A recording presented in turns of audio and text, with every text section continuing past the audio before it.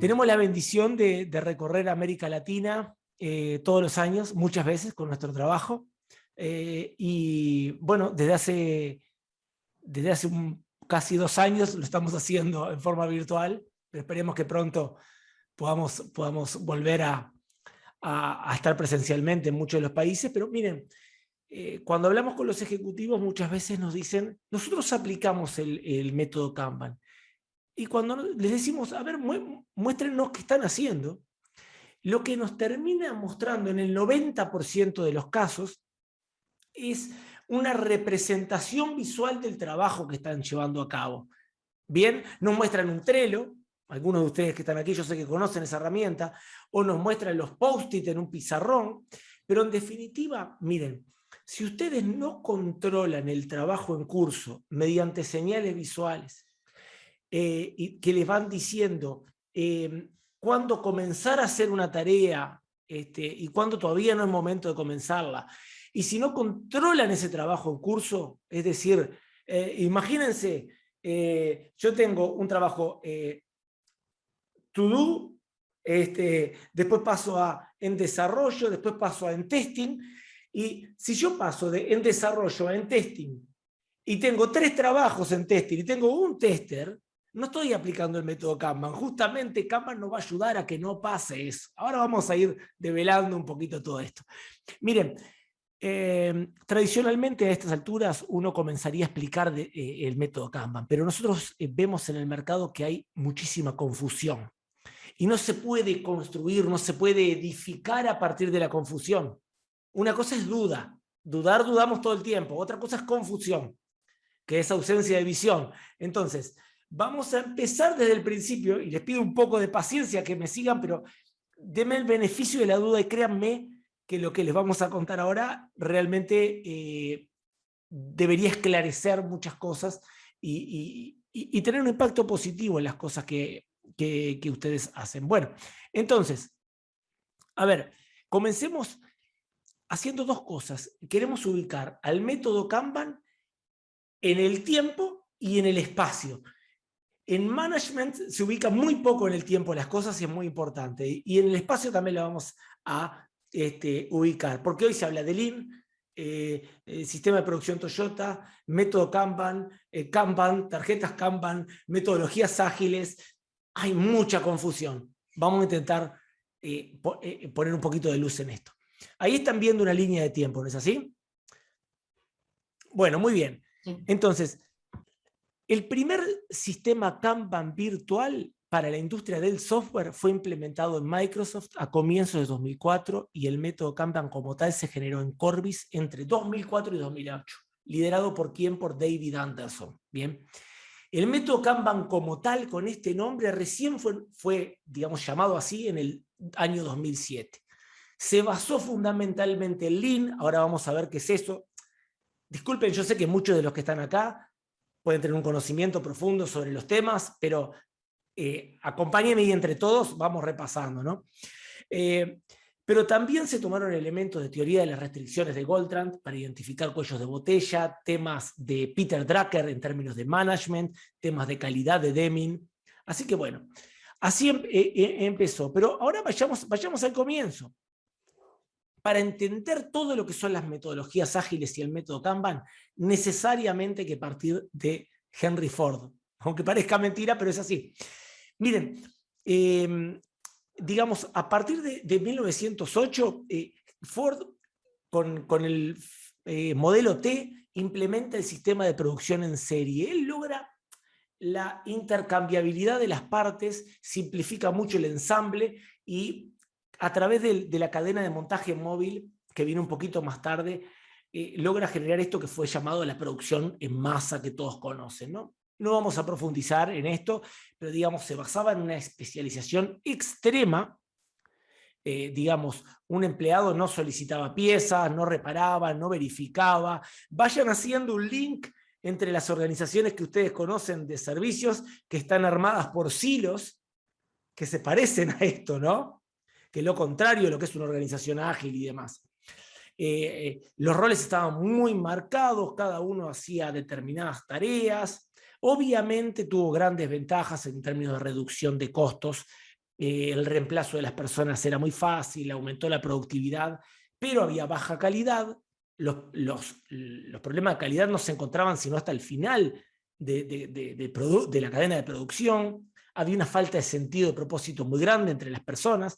Fíjense que las personas ajustaban 2 tornillos, las máquinas, digamos, estaba todo muy, muy dividido.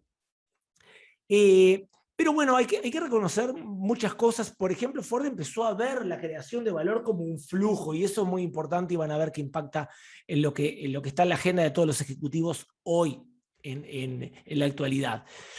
Miren, Eiji Toyoda, miembro de la familia dueña de Toyota Motor Company, fundada en el 37, viaja a Detroit, viene en el 50, y se mete en la planta de Rouge por 3 meses, la desglosa, la analiza, y concluye que este método no podía aplicarse en Japón por múltiples motivos. La demanda era variada y estos eran sistemas así como estaban planteados para generar un producto, no para abastecer una demanda cambiante. Había falta de capital, la legislación de la mano de obra no permitía organizar el trabajo de la manera que lo hacía Ford, etc. Él, digamos, se junta con Ono, el ingeniero Ono, y desarrollan el sistema de producción Toyota. Miren que aquí están teniendo el comienzo de Lean, digamos. Aquí hay algo muy importante que lo han sentido y está hoy arriba de la mesa, ¿no? El propósito era bajar el desperdicio, y para eso enfrentaban el desafío de crear un flujo continuo que funcionara con lotes pequeños de producción. Miren, aquí están las bases, digamos, de lo que es Lean, ¿no? Se fundamentaba en equipos de trabajo que para mí, digamos, generan las primeras células ágiles, ¿no? Un líder, no un capataz, un líder más bien de servicio, que montaba, coordinaba, cubría vacantes, y un equipo que se le asignaba un trabajo y debía buscar la mejor forma de hacerlo. Ok, introdujeron el concepto de Kaizen, de mejora continua, los 5 por qué para encontrar, digamos, la causa raíz del problema y eliminar desperdicios. Crearon lo que se llamó el sistema pool, o sea, una revolución en este sentido. Muy bien, en el 53, Taiichi Ohno introduce lo que son las tarjetas Kanban. Presten atención aquí, porque para eliminar confusión hay que entender a qué se refiere en cada cosa. Sistema Kanban, digamos, no es lo mismo que método Kanban y no es lo mismo que tarjetas Kanban. ¿Qué eran las tarjetas Kanban? Son instrucciones de trabajo que servían para controlar el trabajo en un sistema pool, valga la redundancia, ¿no? El sistema pool, ¿cuál era? El sistema de producción Toyota del que les estoy hablando. Entonces, mediante estas tarjetas visuales se le daban instrucciones al proceso que está corriente arriba en el flujo, que debían fabricar una pieza. Antes no funcionaba así. Eran más bien sistemas push, donde se producía y pasaba al siguiente. Esto es sistema pull. Como comencé al principio, cuando el programador termina de hacer una tarea, en este sentido no se la debería poder pasar al de testing. El de testing le debería decir, ahora puedo tomar tu trabajo. ¿Me explico? Entonces, les estoy hablando del 53, pero vayan haciendo sentido con lo que pasa hoy. Bueno, avanzo entonces. Luego Peter Drucker, bueno, fue muy prolífero en cuanto a las publicaciones, acá citamos algunas, pero digamos, ya influyó mucho en el método Kanban en términos de algunas cuestiones del management.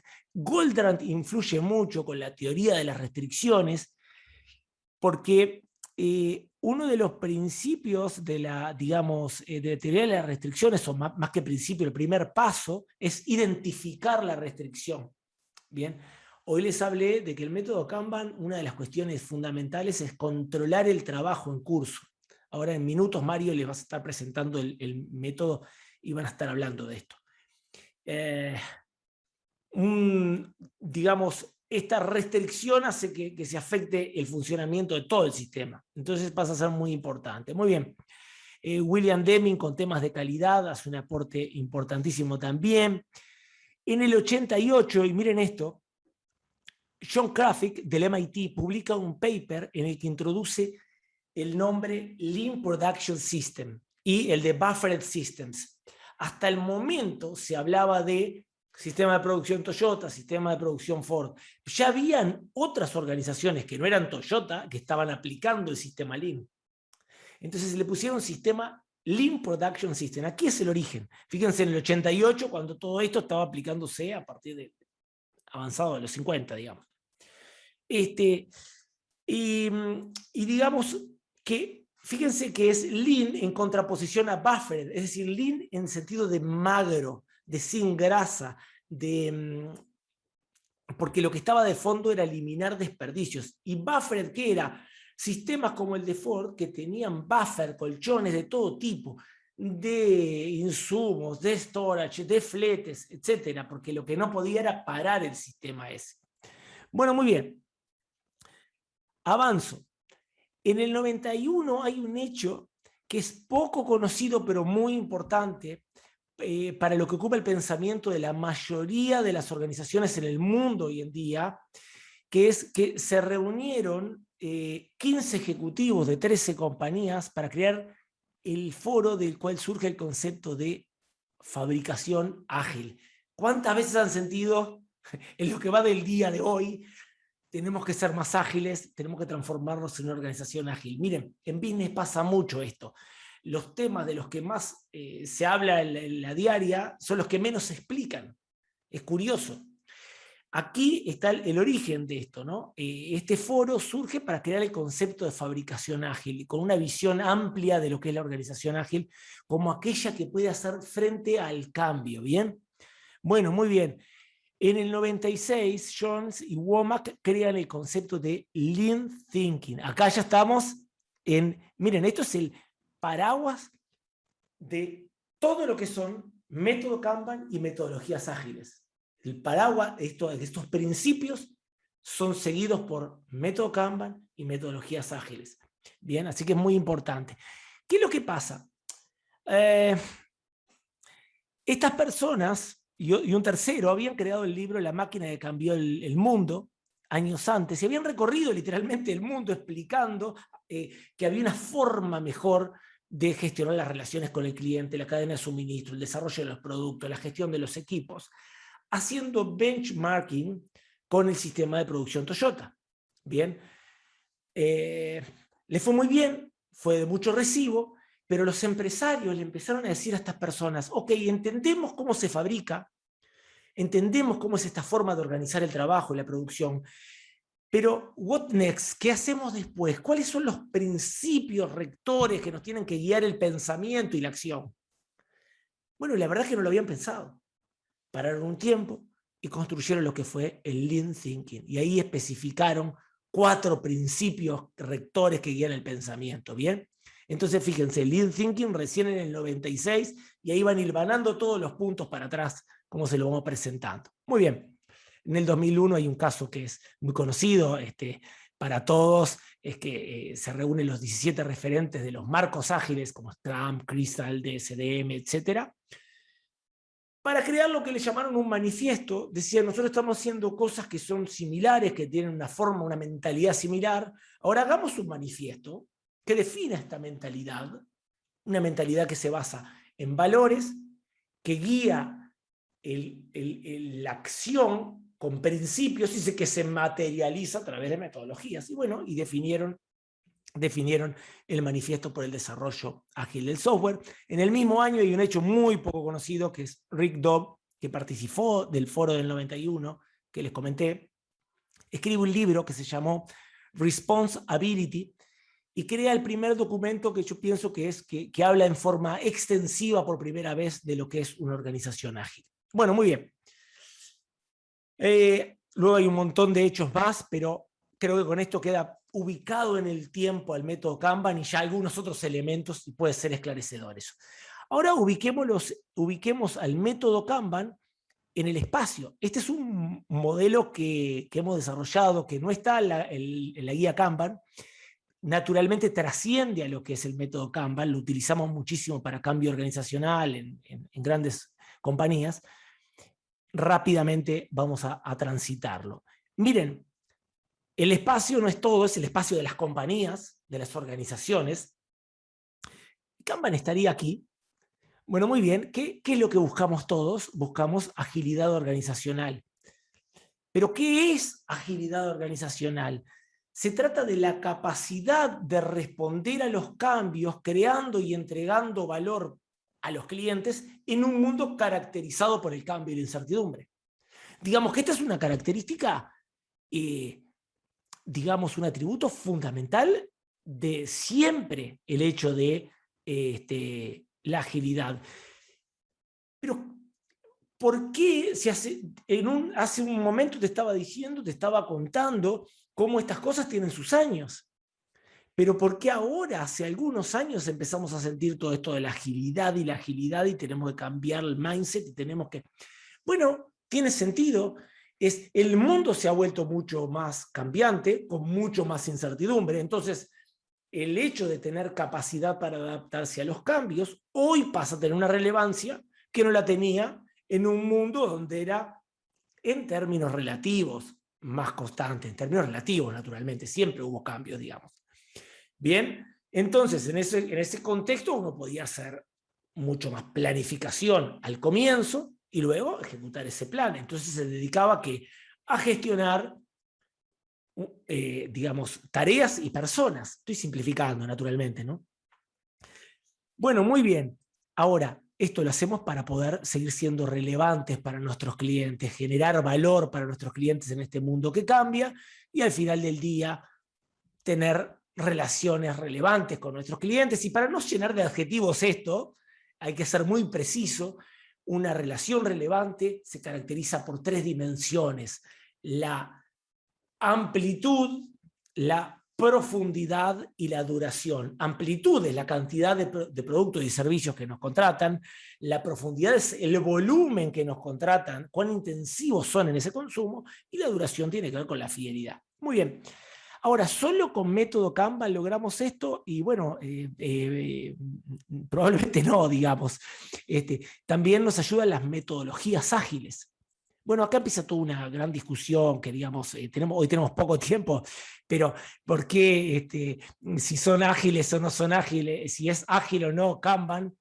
Bueno, digamos, para entender qué es una metodología ágil, es aquellas que cumplen con el manifiesto por el desarrollo ágil del software que les comenté, que tiene una serie de valores y una serie de principios. Ahora, eso no quiere decir que no contribuya a la agilidad organizacional. No sé si estoy siendo claro en lo que voy diciendo, ¿no? Estoy dándole mucho contenido en forma relativamente rápida, pero bueno. Estas ambas están bajo el paraguas del Lean Thinking. Esto es el lado técnico del cambio, pero también tenemos el lado humano del cambio. De eso se encarga no el project management, la agilidad, digamos, sino el change management. Bien, entonces hay que tener mucho cuidado con esto. Change management no te dice cómo organizar el trabajo, sino que pone el énfasis en cómo cambiar, cómo romper, dinamitar paradigmas mentales y después cómo implementarlo. Bueno, aquí hay un montón de temas. Nada de esto funciona sin liderazgo, estimadas y estimados amigos y amigas, y obviamente no hay liderazgo sin visión. Visión es ver el final terminado antes de que esté comenzado. Se necesita funcionar por visión, no por vista, para generar cambios en las organizaciones. Y no hay visión sin sentido de propósito. Y no hay sentido de propósito si no descubrimos nuestros dones y nuestros talentos. Es para otra charla, la podemos tener con gusto si quieren. Ahora le doy el paso a mi amigo Mario Hernández para que por fin les presente el método Kanban. Bueno, buenas noches. Muchas gracias, Tony. La verdad que esta parte de la presentación es muy linda siempre, porque da para hablar de un montón de temas que son filosóficos, pero a la vez prácticos. Yo me veo un poco en el desafío de contarles un poco este destilado de casi 100 años de historia que tenemos, que lleva a este método Kanban con el que vamos a hablar.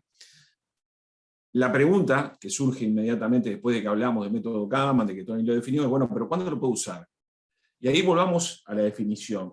La definición que comentó Tony hace un ratito fue que Kanban es un método para definir, gestionar y mejorar servicios de trabajo de conocimiento. Fíjense una cosa, esto es amplio, pero a la vez es bien concreto. Estamos hablando de intangibles. No es raro que este método Kanban sea muy utilizado en lo que es el área de software. Sin embargo, para no circunscribirlo solamente al área de software, que créanme que acá realmente el método Kanban tiene una aplicación en muchos más casos, lo que podemos decir es que el método Kanban yo lo puedo utilizar cuando lo que deseo es mejorar la calidad de lo que hago, mejorar los plazos de entrega, gestionar de alguna manera o crear credibilidad con mi cliente, ¿sí? Y mejorar la productividad del equipo. Entonces, una vez que sabemos dónde lo podemos aplicar, que como pueden ver es muy amplio, básicamente lo que tenemos que preguntarnos es, ante cada caso es, ¿lo puedo aplicar acá? Y si podemos responder estas cosas, seguramente sí. Lo que tenemos que ver es ahora la presentación del método en sí, llegamos, pero desde dos planos diferentes vamos a ver el método Kanban. Uno cuando habla de un método básicamente quiere que le cuenten, pero ¿qué tengo que hacer? ¿Qué hago para aplicar el método Kanban? ¿Cómo implemento el método Kanban? Pero Kanban tiene una característica muy interesante. Kanban está basado en valores y principios. Y esos principios son los que le permiten proyectar hacia adelante y hacer cosas. Entonces, antes de decir qué es lo que hago, vamos a ver cuáles son los valores y los principios que de alguna manera rigen el método. Como pueden ver, si hablamos de lo que serían los valores rectores del método Kanban, ¿sí? Es decir, esas piedras angulares sobre las que está descansando el método, hay 9, de los cuales yo voy a hablar de 4, que me parece que son las que requieren una explicación, y el resto van a ir apareciendo a medida que hablemos de los principios, se van a volver evidentes. Al primero que me voy a referir es el valor de la transparencia. ¿Sí? La transparencia lo que hace es, o lo que pretende es fomentar que el equipo comparta información. ¿Por qué? Porque esto le va a permitir al equipo que va a estar implementando Kanban manejar en forma clara y precisa toda la información referente a los procesos.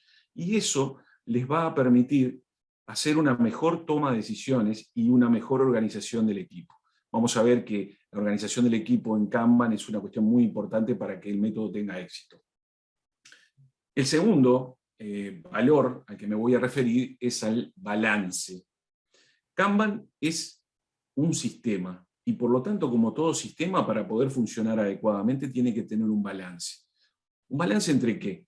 Un balance entre lo que me piden y un balance entre lo que puedo producir, es decir, entre la demanda y mi capacidad de producción.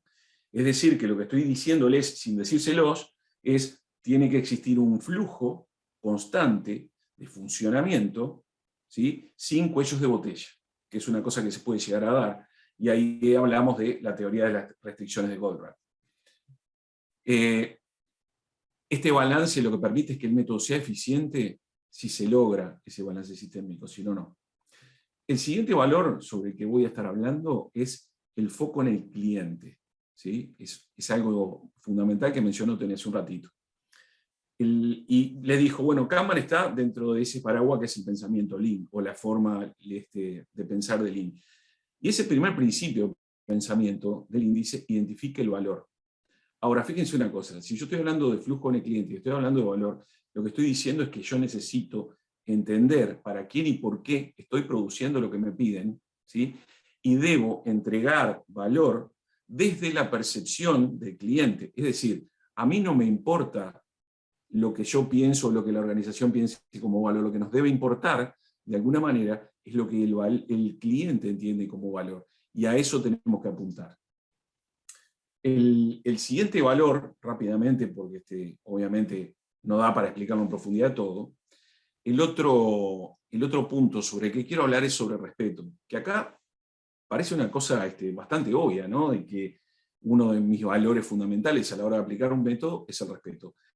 Pero Kanban aplica el respeto hacia las personas, o fomenta el respeto hacia las personas, pero ¿qué tipo de respeto? El respeto a su posición, a qué es lo que hace y a qué tarea se dedica dentro de la organización, cuál es su posición.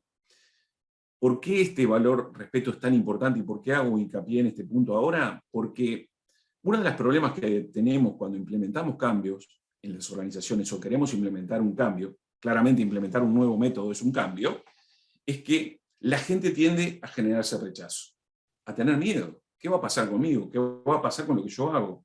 Entonces, Kanban, desde el momento en que promueve el respeto como valor, lo que hace es disminuir la inseguridad y los efectos que generan esa resistencia al cambio, diciéndole, vamos a respetar lo que haces, vamos a respetar tu posición y vamos a respetar quién sos dentro de la organización, ¿sí? Todo esto tiene mucho que ver cuando Anderson hizo todo el estudio y empezó a diseñar el método Kanban para lo que lo estamos viendo, vio que la aplicación de ciertos métodos generaba una alta resistencia a su aplicación y una baja tasa de adopción. El respeto es uno de los valores fundamentales para que esa ecuación se revierta y logre el efecto contrario, es decir, una alta tasa de adopción y una baja resistencia al cambio.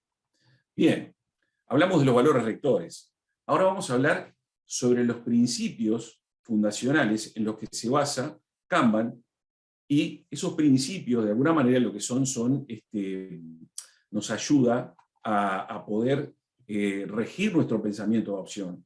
Un principio es eso, es una forma o idea que rige nuestro pensamiento o nuestra opción. Claramente, lo que va a regir es las cosas que hago en Kanban o qué tengo que hacer ante una duda en la aplicación del método. El primer principio fundamental del método Kanban es comenzar con lo que se sabe. Acá lo que está diciendo Kanban es, bueno, mirá, si vos querés empezar a aplicar el método Kanban en tu organización, lo primero que tenés que hacer es conocer cuáles son tus procesos sobre los que vas a estar aplicando el método y cuál es el contexto y los objetivos por los que vos estás implementando el método Kanban. Claramente, comenzar con lo que se sabe además tiene otra cualidad, que implica empezar a hacer cambios partiendo de esta base, pero haciendo cambios que no son disruptivos, sino que son más bien pequeños cambios. Lo que no quiere decir es que no se empiecen a identificar cuáles son los problemas del flujo o del trabajo que yo quiero cambiar. El siguiente es acuerde buscar la mejora a través de cambio evolutivo. Kanban lo que hace es promover la mejora de mis procesos, como les decía recién, sin meter grandes cambios inmediatamente. Lo que es importante de este principio es que los involucrados, para que estén trabajando hacia el método Kanban y desde la organización, estén de acuerdo el ritmo y la forma en que se van a estar introduciendo esos cambios evolutivos. Este es un punto muy importante, porque además nos ayuda a minimizar los factores de resistencia al cambio. El tercer punto, alentar los actos de liderazgo en todos los niveles. Este también es fundamental. Lo que debemos entender es que tenemos que fomentar nuevas ideas que nos ayuden a optimizar y a mejorar en forma continua. Para eso es necesario que quienes trabajan y quienes apoyan la implementación del método Kanban sepan que tienen el apoyo para poder llevar los cambios que plantean adelante. La reflexión en este punto es clara. El cambio solo es posible a través del liderazgo. El punto 4, comprender y focalizarse en las necesidades y expectativas del cliente. Bueno, esto de alguna manera es relacionado al valor que les mencionaba recién. El cliente tiene que ser el centro de nuestra organización. ¿Esto qué quiere decir? Conocer las necesidades y las expectativas, ¿sí? Pero, ¿por qué? Porque nos interesa estar alineados con la percepción de valor del cliente, como les mencionaba recién, para entregarle productos que sean de utilidad para el cliente. Eso nos va de alguna manera a dar un sentido de propósito como organización. ¿Por qué estamos haciendo lo que estamos haciendo? El punto 5, gestione el trabajo, permita al equipo autoorganizarse alrededor de tareas. Fíjense que acá tenemos una similitud, para aquellos que conocen el método Scrum, con los grupos de Scrum. Un equipo autoorganizado, al igual que en Scrum, define por sí mismo la forma más eficiente y eficaz de completar la tarea que tiene entre manos, sabiendo que tiene restricciones, que tiene plazos establecidos y que tiene estándares de calidad que debe respetar. Ahora, ¿por qué fomenta el equipo autoorganizado, el Kanban? Porque lo que permite es que el compromiso que se genera con ese equipo haga que la dependencia de una dirección externa sea mínima. Fíjense que lo que estamos haciendo acá es optimizando el nivel de dirección externa sobre el equipo. Lo que está haciendo es, como lo minimizo, lo que estoy haciendo es optimizando mis esfuerzos. ¿sí? Estoy poniendo la energía donde debo ponerla. Y el sexto y último principio fundacional es desarrollar políticas para mejorar resultados referentes a sus clientes y el negocio. Las políticas son básicamente directrices que de alguna manera me ayudan a regular el flujo ese de trabajo y me ayudan a gobernar, dar una gobernanza. ¿Para qué me sirven? Para clarificar el funcionamiento de mi flujo, para establecer la forma que yo espero que los miembros del equipo se comporten, para que ellos sepan qué tienen que hacer, ¿sí? ¿Cuáles son algunas características de estas políticas? Bueno, lo primero es no tender a sobredefinir políticas. Cuando yo defino políticas que me ayudan a explicar lo que tenemos que hacer, tienen que ser mínimas.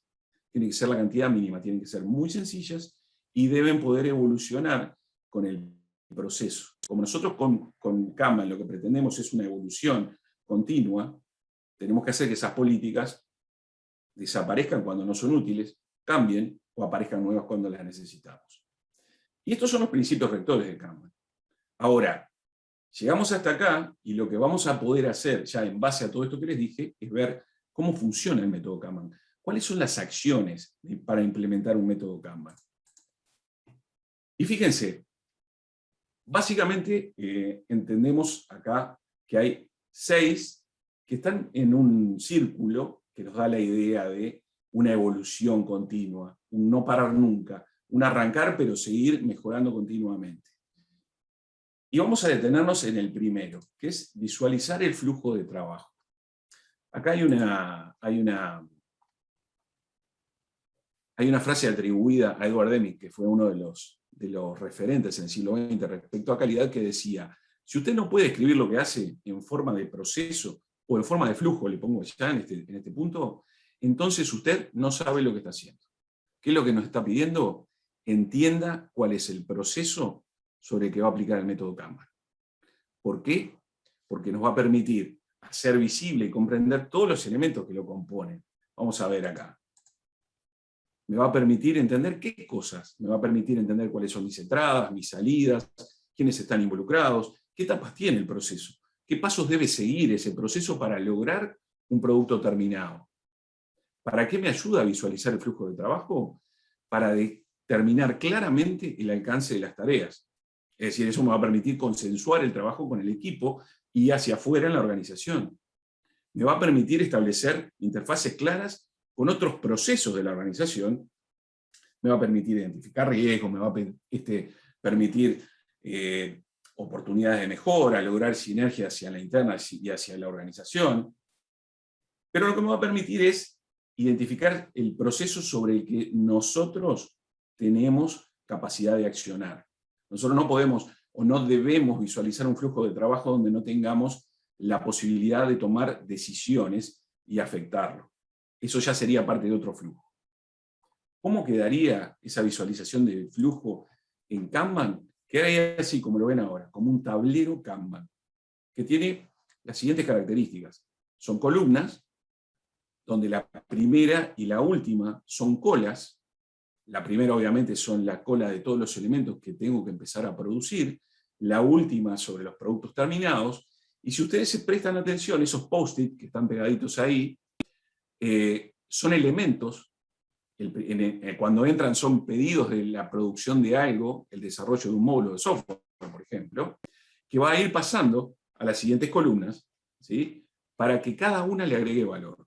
Todas las columnas deben agregar valor, excepto la última, que es la que recibe el producto terminado. Sigamos. Este punto que Tony les comentó que yo se los iba a mencionar, que es limitar el trabajo en progreso, es uno de los puntos claves en Kanban. Limitar limitar el trabajo... Ups, se me fue el mouse. Limitar el trabajo en progreso parece como una cosa que es un contrasentido, pero en realidad no es, y esto lo tenemos que dejar claro, no es reducir la cantidad del trabajo que se hace.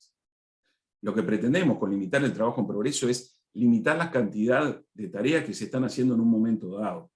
¿Sí? ¿Por qué? Porque lo que me va a permitir esto es poder tomar un elemento de trabajo cuando tengo recursos para poder procesarlo, y no antes, ¿sí? Limitar el trabajo claramente está apuntando a lograr un balance entre lo que entra y lo que sale, evitando esos cuellos de botella que se pueden dar al medio. Esto mantiene el flujo de trabajo operando a un nivel óptimo, y realmente acá es donde estamos empezando a sentir o a implementar el sistema pool, el de tirar de los elementos para poder empezar a producir. ¿Por qué es importante limitar el trabajo en progreso? Porque nos permite trabajar en forma óptima. Piensen, hay un ejemplo de unas pelotitas de ping-pong. Supongo que yo tengo un recipiente con un montón de pelotitas de ping-pong y asocien cada una de esas pelotitas a una tarea. Si tengo a una persona enfrente y le tiro una pelotita, seguramente la va a agarrar, es decir, va a ser capaz de tomar una tarea. Si le tiro dos, probablemente también.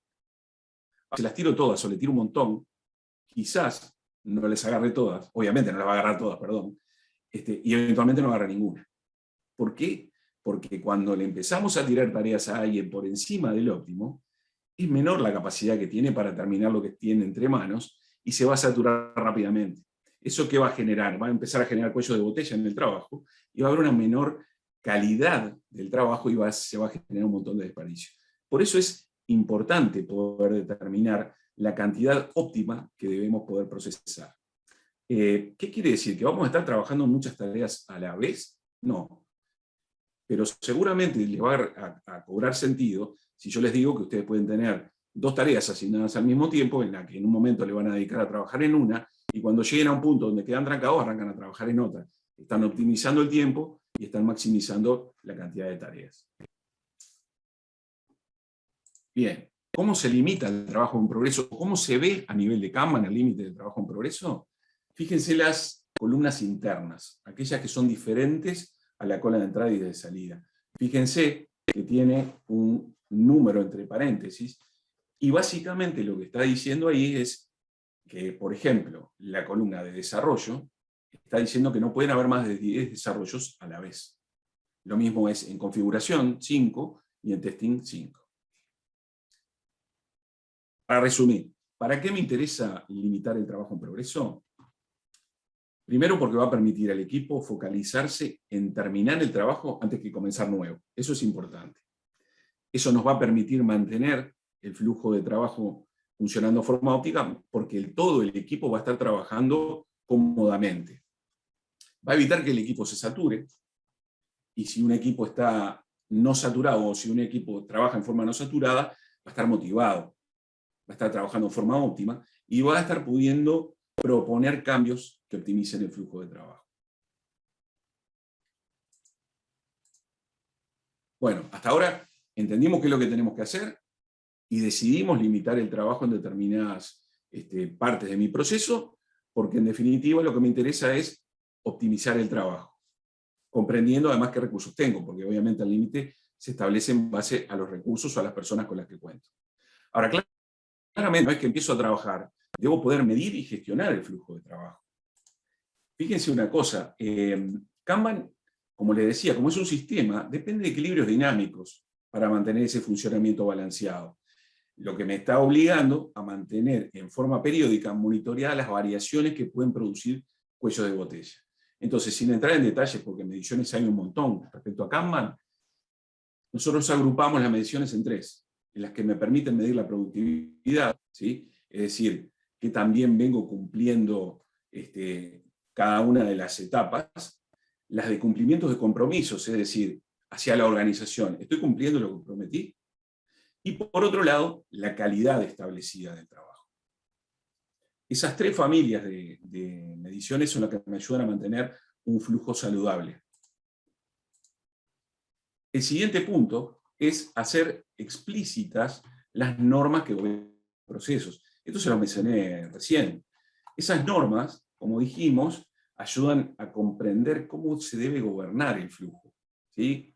Y, por ejemplo, fíjense, si yo miro y presto atención a este tablero, yo ya tengo una norma establecida, a pesar de que no lo visualizo rápidamente, y es el número que está entre paréntesis. Estoy dando una norma, estoy dando una política, estoy diciendo no puedo tener más de 10 desarrollos a la vez. No puedo tener más de 5 elementos de testing. ¿Sí? Hay otras, obviamente, yo tengo que seguir complementando, vistiendo el método, de manera de poder dejar claro cómo funciona todo. En particular, puedo tener una política que diga, los problemas reportados críticos en un desarrollo de software tienen prioridad sobre los nuevos requerimientos. Fíjense que estoy diciendo cómo entran a procesarse las cosas en el flujo. Otra cosa podría ser, un elemento se da por validado en testing si no encuentra ningún error de tipo crítico. Yo puedo definir cuáles errores dejo pasar y cuáles no puedo dejar pasar. Fíjense que además con todo esto de las normas, me permito dar el siguiente paso, que es implementar circuitos de retroalimentación. Fíjense que en este proceso intervienen un montón de personas.